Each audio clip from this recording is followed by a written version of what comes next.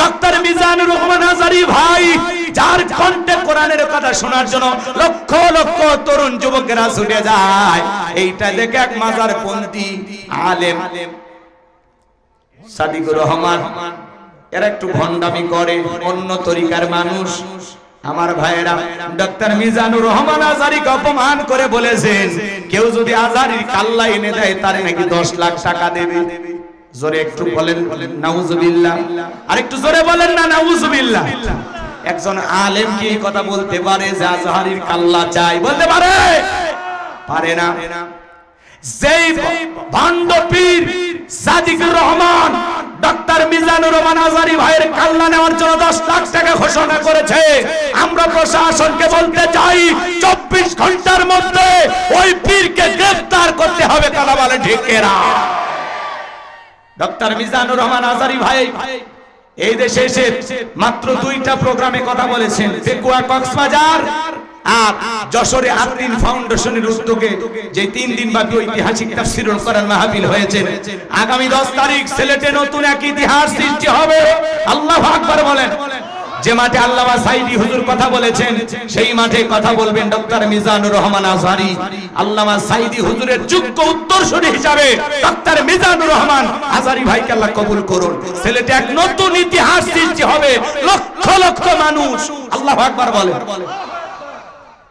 বিশ্বাস হয় না আপনাদের? 10 তারিখে বেরোবে।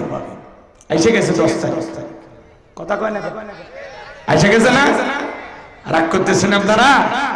তো ডক্টর মিজানুর রহমান আজহারি ভাই এদেশের রত্ন। তাকে নিয়ে যারা ষড়যন্ত্র করেছিল, দেশ থেকে বিতাড়িত করেছিল, 4.5 বছর এদেশে কোরআনের দাওয়াত দিতে দেয় নাই। আন্তর্জাতিক ভাবে আল্লাহ তাআলা তার এই গোলামকে কবুল করেছেন। তার দাওয়াত বন্ধ ছিল না। বিভিন্ন দেশ ঘুরে ঘুরে কোরআনের ফেরি করে করতেছেন। আল্লাহু আকবার বলেন। আমার ভাইকে নিয়ে যারা ষড়যন্ত্র করতেছে, এই মাজারপন্থী, বেদাতপন্থী, শিরকে লিপ্ত যারা, এরা ওলামা ইকরামদের বিরুদ্ধে ষড়যন্ত্র করেছিল। বিগত সরকার তাদেরকে কোলে তুলে রাখতো, এই মাজারপন্থীদেরকে খুব মহব্বত করতো, ভালোবাসতো।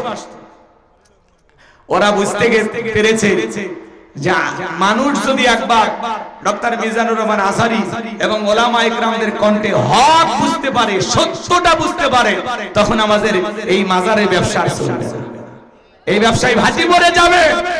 এই জন্য ওরা ষড়যন্ত্র করতেছে। কথা বলে ঠিক কিনা? আমরা বলতে চাই, যারা ষড়যন্ত্র করেছিল তারা পরাজিত হয়েছে। হেরে যাবে ওদের হিংসা, জিতে যাবে আমাদের ভালোবাসা। মন্তব্য করে গন্তব্য ঠেকানো যায় না। তোমাদের মাহফিলে 2000 লোক হয় না, 500 লোক হয় না। এই জন্য ডক্টর মিজানুর রহমান আজহারি মাহফিলে 5-10 লাখ মানুষ কোরআনের কথা শুনতে যায়। এইটা দেখে অনেকের জ্বলে, কষ্ট হয়। এত লোক কোথা থেকে এলো? কথা কয়, ওরা ভাবে। এজন্য আমরা বলতে চাই, এখনো সময় আছে, কাজা চুরি বন্ধ করে একজন আলেম হয়ে আর একজন আলেমকে শ্রদ্ধা রেখে, সম্মান রেখে কথা বলতে শিখো। না হইলে সামনে অনেক কপালে দুঃখ আছে। কাদা চুরি করা যাবে না। কথা বলে ঠিক কি না? সকল ঘরানার ওলামা ইকরামদেরকে আল্লাহ পাক সঠিকভাবে এই দেশের দাওয়াতি প্ল্যাটফর্মে কাজ করা তৌফিক দান করুন। চিল্লা বলুন আমিন। আরেকটু চিল্লা বলুন আমিন। এই জন্য ডক্টর মিজানুর রহমান আজহারি ভাইকে নিয়ে যে বাজে মন্তব্য করেছেন, 10 লাখ টাকা ঘোষণা করেছেন, তার কাল্লা এনে দিতে পারলে আমরা প্রশাসনকে বলবো, ভাই এখনো সময় আছে। ডক্টর মিজানুর রহমান আজহারি ভাইয়ের ভক্তরা ময়দানে নামার আগে, আন্দোলন করার আগে এখনো সময় আছে। ওই পীরকে 24 ঘন্টার মধ্যে গ্রেফতার করে। কথা বলে ঠিক কিনা? একটাই দাবি, গ্রেফতার করে। তাহলে সব মাজার পূজারীরা যারা বিরোধিতা করে এরা ঠান্ডা হয়ে যায়। কেন আপনি আজহারি সাহেবের পিছে লেগেছেন? কেন? যারা সমালোচনা করে এরা নিঃস্ব মনের মানুষ, এরা জীবনে আজহারি হতে পারবে না, কিন্তু সমালোচনা করে। আরে ভাই, আপনিও ডক্টর মিজানুর রহমান আজহারি ভাইয়ের মতো জনপ্রিয়তা অর্জন করেন, আপনিও চেষ্টা করেন। আপনার মাহফিলে লক্ষ লক্ষ শ্রোতা যাক, আমরা সেই দোয়া করি। আপনি আরেকজনকে দেখে কেন হিংসা করবেন? উনি তো একদিনে মিজানুর রহমান আজহারি ভাই মানুষ ভালোবাসে, যুবকেরা পছন্দ করে, তার কথা মানুষের শুনতে ভালো লাগে, এই জন্যই যায়। কথা বলেন, আপনি একটু ভালো করে বলেন, চেষ্টা করেন, আপনারা জনপ্রিয়তা হবে ইনশাআল্লাহ। রাগ করতেছেন? এগুলো জনপ্রিয়তা দেখলে অনেকের হিংসা হয়। কি হয়? হিংসা খুব খারাপ জিনিস। হিংসার আগুনে জ্বলে পুড়ে আপনি শেষ হয়ে যাবেন, কিন্তু আজারি ভাইয়ের জায়গায় থাকবে। এই ধর্মনাথ দুই চারটে ভণ্ড পীরের কথা বকবকিতে আর বাতাসে আজারি ভাইয়ের কিচ্ছু। আল্লাহু আকবার। আল্লাহ পাক যেন আমার প্রিয় ভাই ডক্টর মিজানুর রহমান আজারি ভাইকে সকল ষড়যন্ত্রের হাত থেকে হেফাজত করেন। চিল্লা বলেন আমিন। ওনার কথা সহ্য করার মতো শক্তি অনেকেরই নাই। কথা কয় না কেন? রাগ করতেছেন মনে হয়। আমার ভাইয়েরা, এদেশের মানুষ আলেমদেরকে কলিজাতে মহব্বত করে। কোরআনের পাকে আল্লামা সাঈদী হুজুরকে আপনারা যেভাবে ভালোবাসেন, সামনে ওলামায়ে কেরাম যারা কথা বলবে ঠিক তাদেরকে আপনারা তেমনি ভাবে ভালোবাসবেন।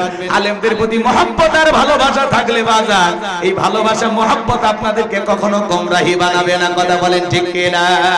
চলেন না সামনের দিকে যায়। তাহলে আলেম ওলামা হক কথা বললে অনেকের সহ্য হয় না। আলেমদের হক কথা বলতে বাধা দিবে যারা ডিজিটাল আবু জেহেল তারা।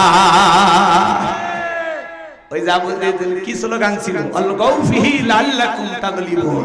যেখানে নবী মুহাম্মদ সাল্লাল্লাহু আলাইহি ওয়াসাল্লাম কোরআনের আলোচনা করবে, ওখানে হট্টগোল সৃষ্টি করো, তালি বাজাও, শীষ দাও, যেভাবে হোক ঢোলক পিটাও, এই আওয়াজ যেন না শুনতে পারে। কোরআন যদি বন্ধ করতে পারো, আমরা কাফেররা বিজয় লাভ করব। জোরে কর নাউযুবিল্লাহ।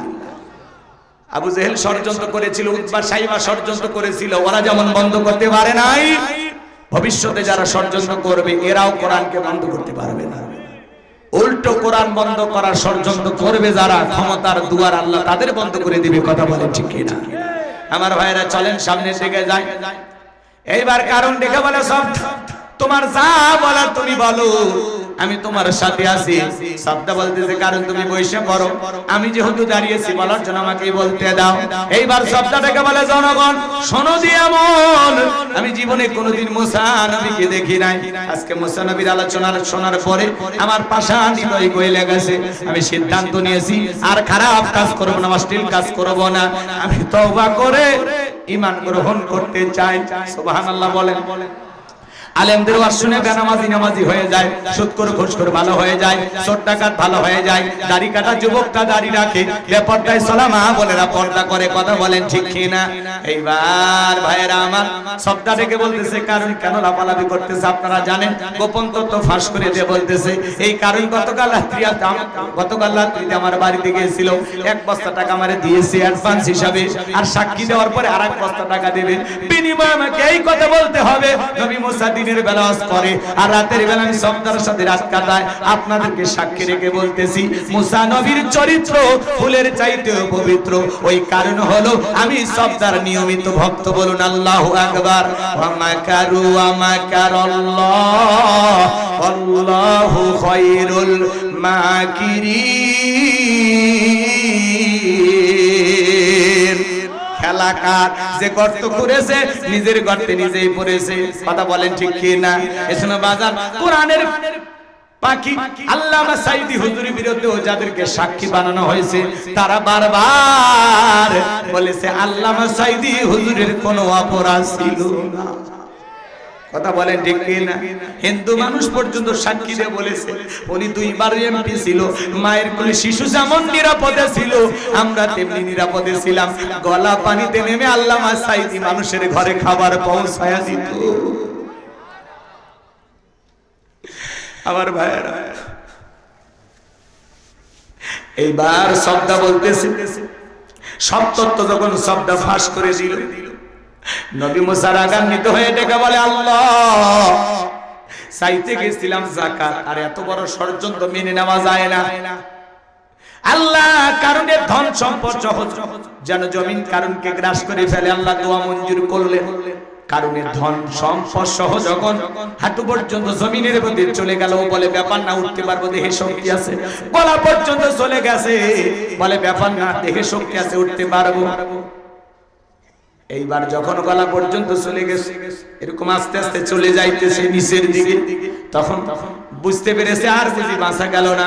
জীবনের শেষ পর্যায়ে এসে দেখে বলে, ও নবী মুসা, ধন সম্পদ যা আছে সব তোমার আর তোমার আল্লাহ, তুমি নিয়ে যাও, জানটা একটু ভিক্ষা দাও। মুসা আলাইহিস সালাম ডেকে বলে, আল্লাহুস সামাদ, আমার আল্লাহ অমুখাপেক্ষী, আমার আল্লাহ কারো কাছ থেকে কিছু নেয় না, আমার আল্লাহ দিয়ে যায়। কারণ রে ধন সম্পদের বড় অহংকার ছিল তোর, তোর ধন সম্পদ সব জমিনের ভিতরে চলে যা, আর পৃথিবীর ইতিহাসে সাক্ষী থাক, তোর মতো যারা কৃপণতা করবে, সম্পদ জমা রাখবে, আল্লাহ রাস্তায় খরচ করবে না, ওই কঠিন কিয়ামতের ময়দানে তুই কারুনের কাতারে আল্লাহ তাদেরও বিচার করবে। কথা বলেন ঠিক কিনা?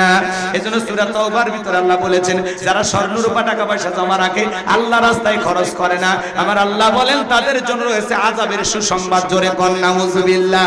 সম্পদ জমা রাখবেন, আপনার এই সম্পদ বিষাক্ত সাপ হয়ে আপনাকে সবল মারবে, তখন বলবেন, কে রে এত জোরে কামড় মারিস তুই কে? তখন বলবি, আমি তোর দুনিয়ার মাল সম্পদ। এজন্য যাকাত দিলে ধনীর ধন কমে না বাড়ে। জোরে বলেন। ঘুমাইছে আর হবে, আপনাদেরকে আর হবে না। বলেন, ধনীর ধন কমে না বাড়ে। যাকাত দিবেন বাজান, যাকাত হলো আর্থিক ইবাদত। যাকাত দাতা হিসেবে আল্লাহ আপনাকে কবুল করেছে, আলহামদুলিল্লাহ। আল্লাহ আমার হাতে এই জায়গা রাখছে। কোন জায়গা? আল্লাহ চাইলে এই জায়গা রাখতে পারতো না। ধনীর যাকাত দেওয়া ফরজ, গরিবের যাকাত খাওয়া ফরজ নয়। আপনি গরিবকে যাকাত দিয়ে দয়া বা করুণা করেন না, গরিব আপনার যাকাতের টাকা গ্রহণ করে আপনাকে ফরজ ইবাদত পালনের সুযোগ তৈরি করে দিয়ে গরিব বড় লোক দয়া করছে। কথা বলেন ঠিক কি না? এজন্য আসুন আল্লাহ পাক যেন প্রত্যেক বছর হিসাব করে আমাদেরকে যাকাত দেওয়ার তৌফিক দান করেন। জোরে বলুন আমিন। একটু জোরে বলুন আমিন। যাকাত দিলে সম্পদ বৃদ্ধি হবে, দান সদকা করলে সম্পদ বৃদ্ধি হবে। আল্লাহ আমাদের এই বুঝটা দান করেন। একটু জোরে বলুন আমিন। এইবার মুমিন মাদ্রাসার নাম্বার গুণাবলী, আল্লাযীনা হুম লিফুরুজিহিম হাফিজুন